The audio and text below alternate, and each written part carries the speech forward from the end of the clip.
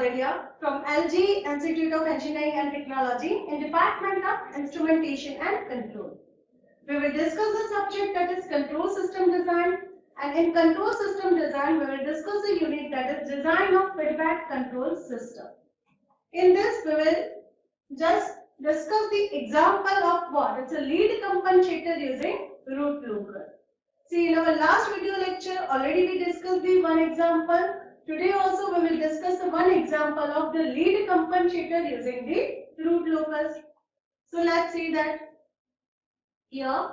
First of all, what we need to do? We have to design a suitable compensator. That means it can be lead or it can be lag. Okay, that we can easily identify by drawing the uncompensated root locus. And for the system GOFS to meet the following specification, and my specification are what? Zeta, that is damping ratio, and omega n, that is directly given to me. Okay, so by looking this zeta and omega n, I can identify that this is the example. It's a based on root locus. See, this is I'm telling you again and again because when you learn the technique, that is design of compensator using the root locus and body fluid. At that time, please don't get confused. Okay, if the damping ratio and omega n will given to you, that means what? It's a root locus technique. Now here, first of all, we need to draw the uncompensated root locus. Now the GOFS, first of all, it's a k upon s plus 1, s plus 4. So we will find what? Poles and 0. So here the number of poles, that means you just take the denominator that equal to 0. So we will get that equal to 3. And the value of pole, that is what is 0, minus 1 and minus 4. And as such, I do not have any 0. So m equal to 0. Now next step is to find out the centroid. And the equation is what? It's a sigma c that equal to summation of real part of poles minus summation of real part of zeros divided by n minus m. And here the real part, all the poles having the real part because we do not have any complex pole. So 0 minus 1 minus 4 divided by 3 because the n that equal to 3 and m that equal to 0. So this answer is what? It's a minus 1.67. Now next step is what? To find the angle of asymptote. And the angle for that the equation is what? It's a theta k that equal to 2k plus 1 divided by 180 multiplied by 180 degree divided by n minus m. And the value of k that will be vary from 0, 1, 2 to n minus m minus 1. Now here the value of n that equal to what? It's a 3. M equal to 0. So 3 minus 0 minus 1. So that equal to what? 2. So we have to start with the 0 and end with the 2. So I get the 3 different values, that is 0, 1 and 2. So first of all, if we substitute k equal to 0, then we will get the theta 0 that equal to 60 degree. Then theta 1 that equal to 180 degree. And theta 2 that equal to what? It's a 300 degree. Alright. Now next step is what? To find out the breakaway point. Now to find the breakaway point, the equation is what? dk by ds that equal to 0. So first of all we require the characteristic equation. And my characteristic equation is what? It's a 1 plus g of s, h of s that equal to 0. And here we have to use what? It's a unity feedback control system. So 1 plus k upon s plus 1, s plus 4 into 1 that equal to 0. Now you just take the LCM. So what we will get? That is s plus 1, s plus 4 plus k that equal to what? It's a 0. Now value of k that will be what? This term goes this side. So it becomes minus. So minus s square plus 5s plus 4. Now you just open the bracket. Then we will get minus s cube plus 5s square plus 4s. Now find the dk by ds. So that equal to minus 3s square plus 10s plus Now we have to equate this with the 0. So we will get 3s square plus 10s plus 4 that equal to 0. Now we need to find out the roots of the s. So for that we will use the simple equation, that is minus b plus or minus b square minus 4ac upon 2a. Now the value of b that equal to 10, value of a that equal to 3 and the value of c that equal to 4. Now you just substitute this value. So you will get minus 10 plus or minus 100 minus 48 divided by 6. So the value of s this, if you solve this, then you will get two values, that is minus 2.86 and minus 0.46. We will just take this value as it is. Afterward, we will decide whether this two value are valid, whether it's only one is valid or both are invalid. That we will discuss later. Okay. By using this procedure, simply we will get the two breakaway point, that is minus 2.86 and minus 0.46. Now next is what? We need to find out the intersection point with the j omega axis. See here, why we are finding this point? Because my one angle, if you remember, then our angle of asymptotes are what? It's a 60 degree, 180 degree and like that, 300 degree. But one angle, that is what is a 60, that is what is a less than 90 degree. So whenever your one angle is less than 90, at that time you need to find out the intersection point with the j omega axis. Or in a other way, if my angle of asymptote that crosses the j omega axis, then we need to find out the intersection point with the j omega axis. Now for that, again we require the characteristic equation. Now you just substitute the value of g of s and h of s is in this equation. Now you just take the LCM. Now open the bracket. So this is the answer, s cube plus 5s square plus 4s plus k that equal to 0.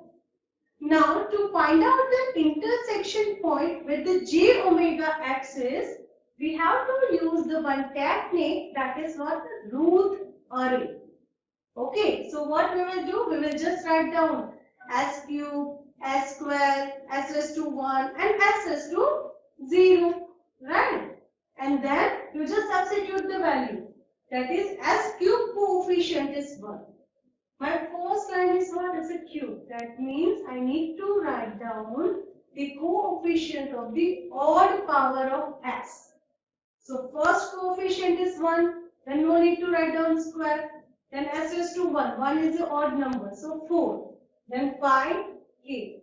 This is the same as what we learn in our control system subject.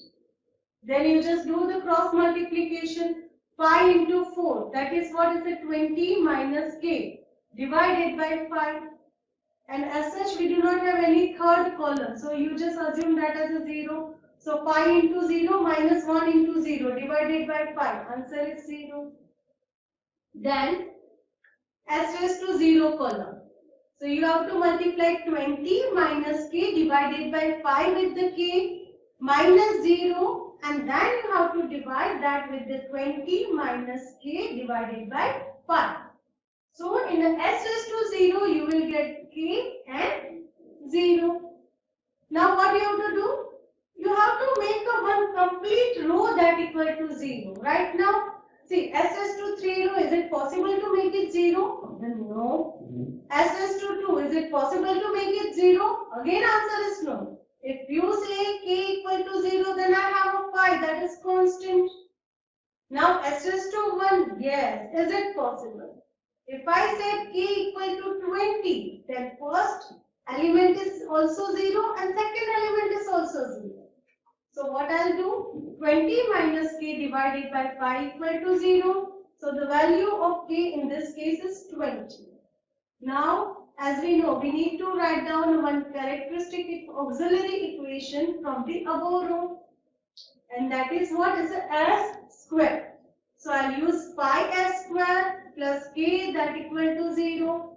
Now you substitute k equal to 20. So s square will be minus 20 by 5. So that is what? It's a minus 4. So the value of s, you just substitute minus 1, that equal to j square. Now you just take the root. So s is what? Is a plus or minus 2j. So this is what is the intersection point with the j omega axis. See, now this is all the values, okay? I have a 3 pole that is at 0, minus 1, minus 4. My centroid that is at minus 1.67. My angle of asymptotes are 60, 180 and 300. Breakaway point, I have a 2 breakaway point, minus 2.86 and minus 0.46. And intersection point with the j omega axis, that is plus or minus 2j. Now we have to plot all this value on our graph paper. So first of all, real and what? It's an imaginary axis. Then first point, you just mark the poles. So one pole that is at 0, minus 1 and minus 4. Next, you just mark the centroid. That is what? Minus 1.67. But before that, what we will do?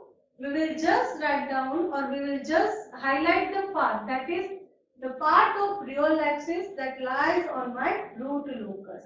And how we can find out?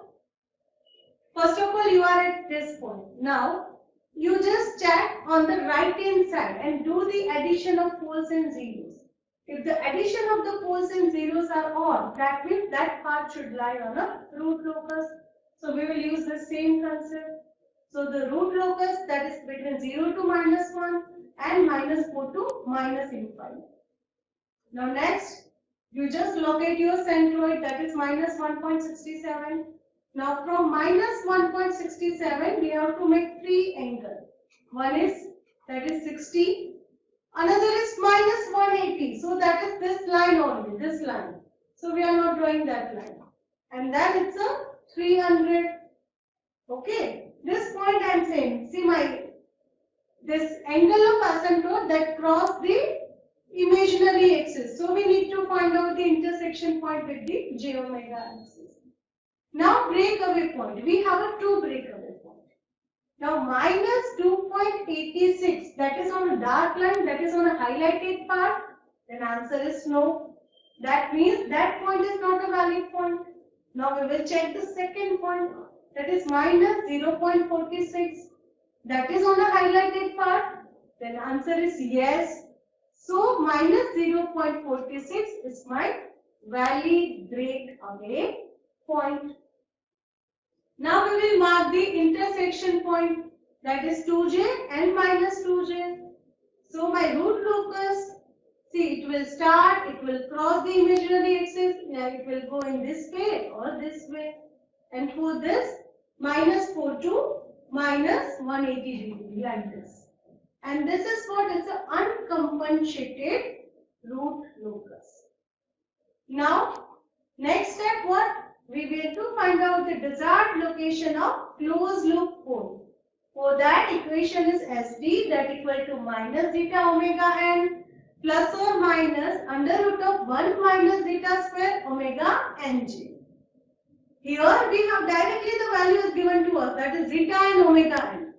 If you remember, then in our earlier video lecture, I just discussed we have the value of Ts and Mp.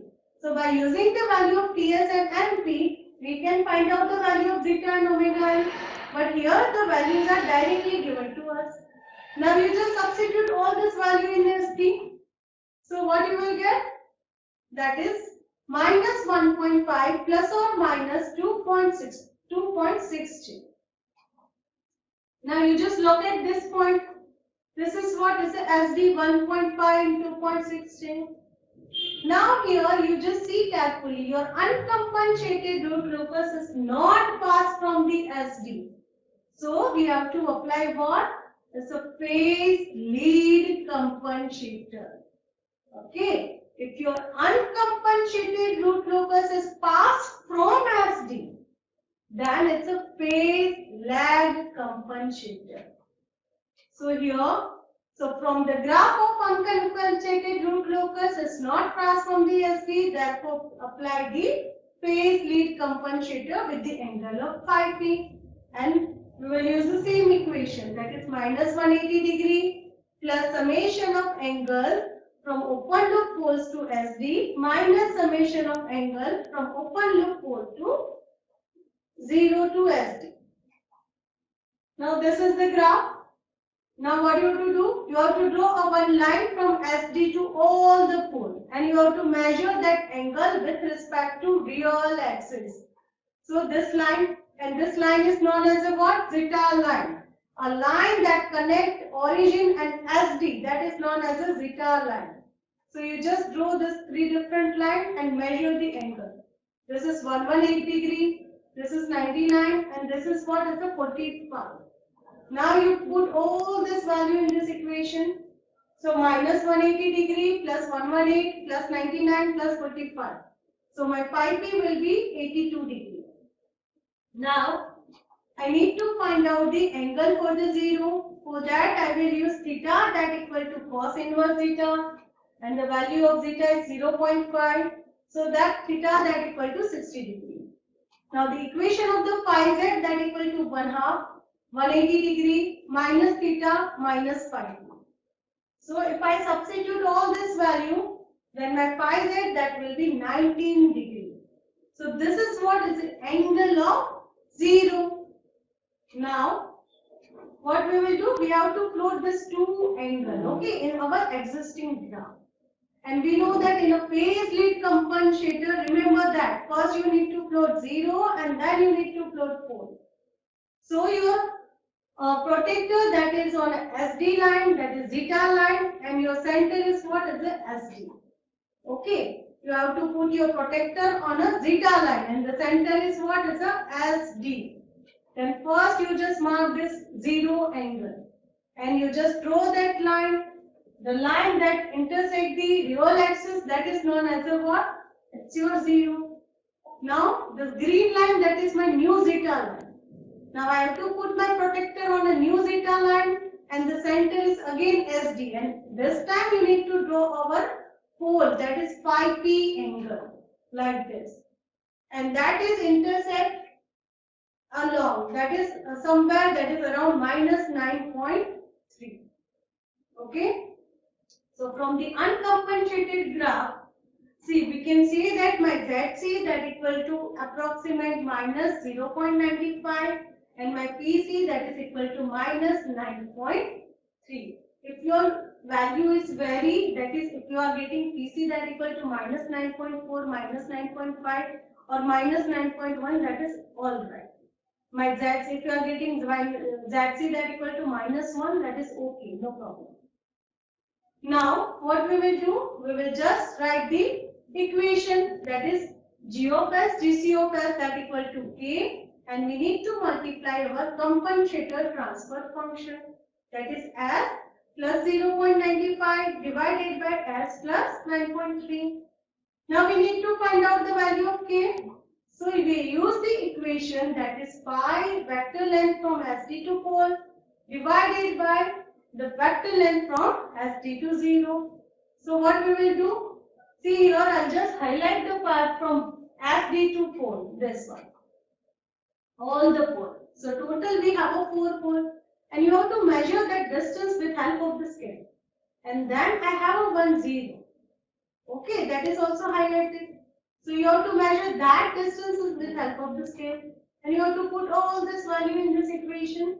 So the value of K that will be 8.3 multiplied by 3.8, 2.63 divided by 2.65. So the value of K that will be 92.83. So the final answer, that is what? 92.83 S plus 0.95 divided by S plus 1, S plus 4, S plus 9.3. So I hope this session is clear. Thank you very much.